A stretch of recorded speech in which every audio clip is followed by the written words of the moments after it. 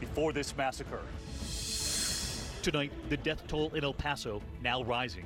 And what we have just learned, law enforcement officials now telling ABC News what the gunman allegedly did before he entered that Walmart. What he quietly and methodically did, they say, to prepare.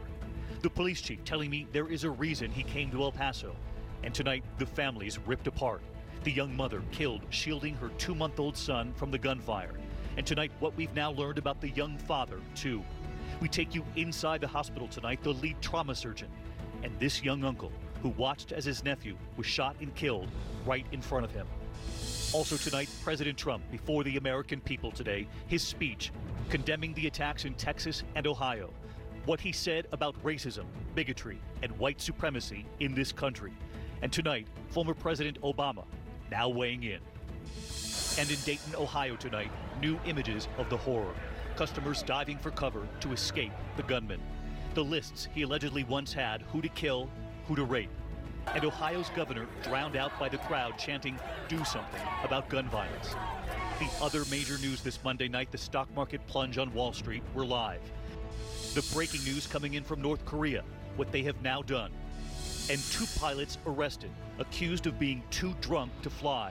They were headed to Newark. And the other headline, the emergency landing, smoke filling the cabin. This is ABC World News Tonight with David Muir, reporting tonight from El Paso, Texas.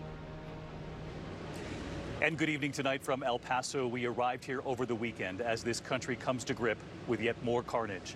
2 mass shootings 13 hours apart, and new demands from so many in this country that our leaders do something, that they offer more than words. I have talked with so many families here, and it never gets easier.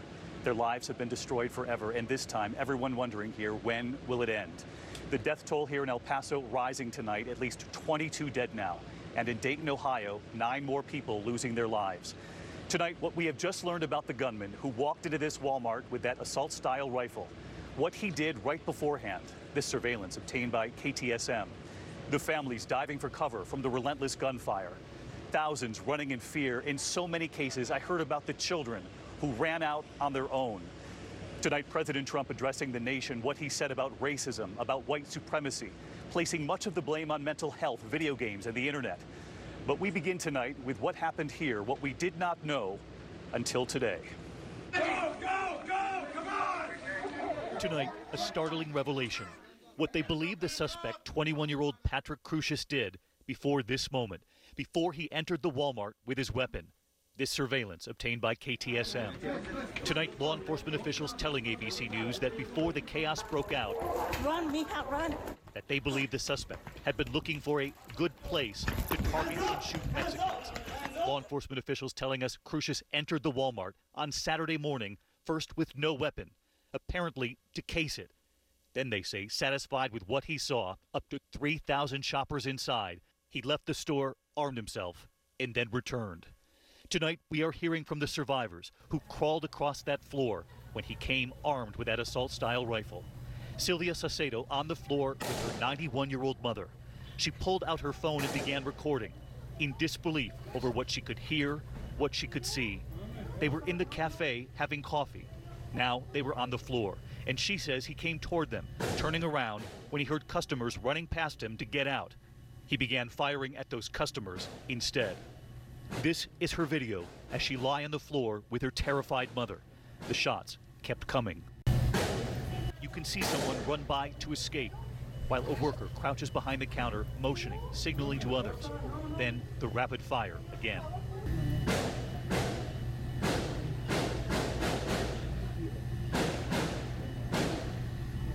And then silence. The lady at the cash register set everybody down, was firing a gun, and so I got under the table and I pulled my mom because she was lying on the seat and I was trying to pull her down. So then we were just hiding there. So then I saw I just saw the guy walking in, but from the knees down. Sylvia telling me she believes they are alive only because the gunman heard other people run past him. What were you saying to your mother? We were praying. She was praying and she was crying and I was holding her hands and I was like, I can't believe she's so calm. She's 91 years old, so I need to stay calm too. And what you rarely see, is what happens when there is finally a break in the gunfire. Sylvia makes the decision that she and her 91-year-old mother should get out. They're gone? She grabs her mother. They get up, not sure if it's over. We have to leave, Sylvia says. Where do we go? Outside. And from inside her car, Oh my God. she realizes the horror. An officer carrying a child. They see a man who's been shot. These women running out with children, one in their arms. And tonight, here in El Paso, the death toll is still rising. At the Del Sol Hospital this evening, the lead trauma surgeon telling me that what he has seen here reminded him of his time overseas. But this reminded you of what you saw in Iraq and Afghanistan? Very much so, yes. Inside this room, Octavio Lizarte, who was in that Walmart. He was shot, but he survived. Thanks for letting us come talk to you. His nephew, just 15, was shot and killed right in front of him. You can't unsee them now. Close my eyes, I still see them. He and his nephew were at the bank inside the Walmart. He tells me they knocked on the door to try to get behind the clerk counter, but the door would not open. They turned, and there was the gunman. What did he look like? What did he sound like? Well, I took a quick glance at him and he had glasses. That's all I remember. He had glasses. Those tactical glasses. And he didn't say a word? No, he didn't talk at all. But you could see in his face his intentions. We look at the photo of his nephew, Javier Rodriguez.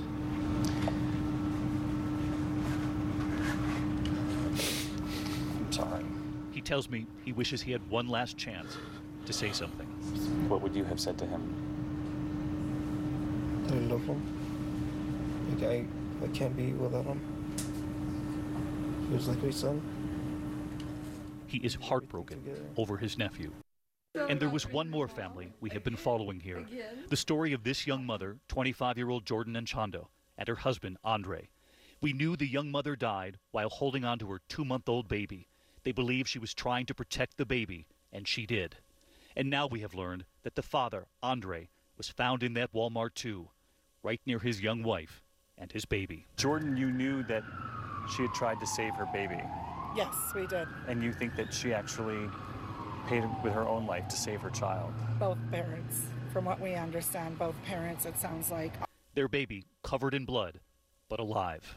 The baby had blood bruises on his head, broken fingers, and he was full of blood. And everybody was scared and panicked that it was the baby's blood, but it happened to be his parents' blood on the baby. So thankfully he's okay.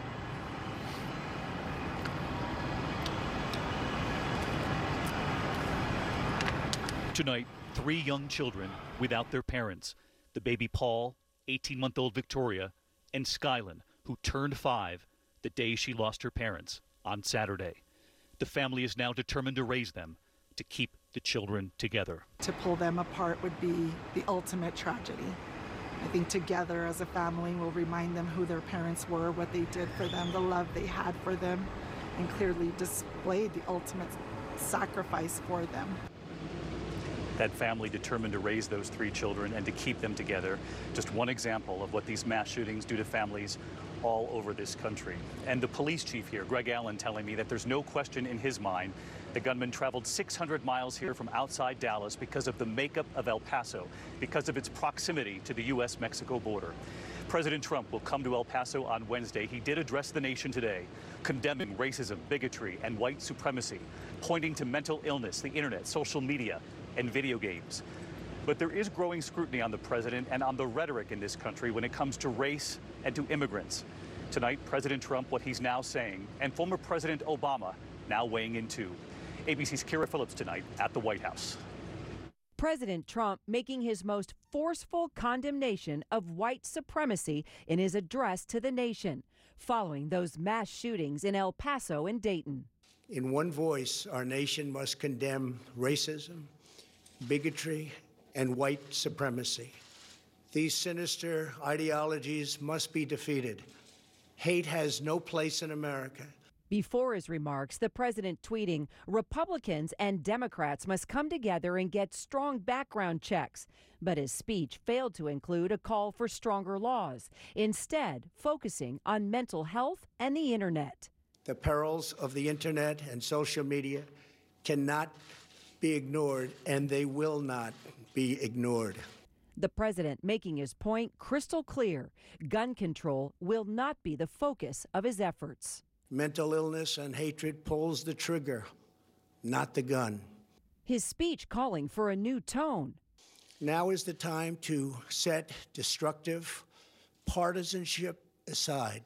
So destructive. But just 3 months ago, at a rally in Panama City Beach, Florida, the president asked what to do with illegal immigrants. Someone in the crowd yelling, shoot them. But how do you stop these people? You can't. There's no... That's only in the panhandle you can get away with that statement. Our Terry Moran asked the president in March about the danger of white nationalism in this country. Do you see today white nationalism as a rising threat around the world? I don't really. I think it's a small group of people that have very, very serious problems. Tonight, President Obama with a rare rebuke, not mentioning President Trump by name, but clearly referencing his rhetoric, writing, we should soundly reject language coming out of the mouths of any of our leaders that feeds a climate of fear and hatred or normalizes racist sentiments. And Kira Phillips joined us live tonight from the White House. And Kira, in your report there, you talked about that tweet from the president that appeared to propose tying new gun laws to immigration reform.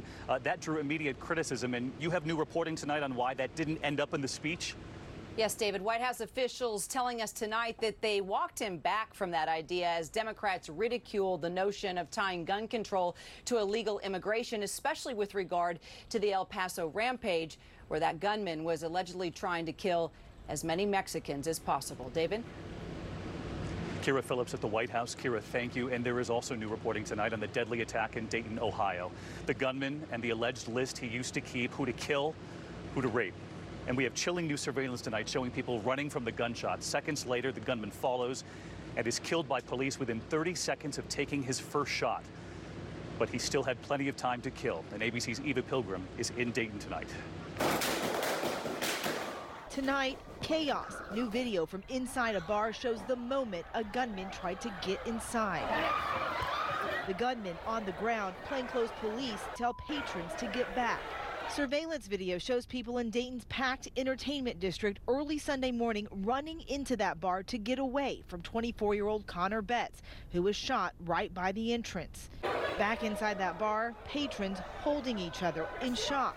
It was over within 30 seconds, but not before 9 people lost their lives, including the gunman's own sister. It seems to just defy believability he would shoot his own sister. Police say Betts was carrying these 200-round capacity magazines and fired at least 41 times. As authorities scour Betts' background for a motive, former high school classmates tell ABC News he was suspended from school for writing a hit list, naming classmates he either wanted to kill or sexually assault. A list was found that he had of women that he said that he wanted to hurt. ABC News confirmed the reports with their parents. Stories of bravery emerging. Holly Redmond helping perform CPR on 30-year-old Logan Turner. He did not survive. We did everything possible to save him, like everything. And 3 people were on him. And I was there when he took his last breaths. At a vigil at the Ohio State House overnight, anguish turning to calls for action. The crowd at one point drowning out the governor, shouting, "Do something." Do something! That vigil, powerful, featuring that call for action. There is a vigil tonight in the shooter's hometown, about 20 minutes from here. That community coming together, as many of them are now asking how this could happen, David. Eva Pilgrim in Ohio tonight. Eva, thank you. You heard that crowd chanting in Eva's report, "Do something," at the rally in Dayton. Those calls directed at lawmakers everywhere, including the U.S. Senate tonight. Legislation passed by Republicans and Democrats in the House that would strengthen background checks for all gun sales was already passed. It's been sitting in the Senate. And this number tonight, 94% of Americans favor stronger background checks. So let's get right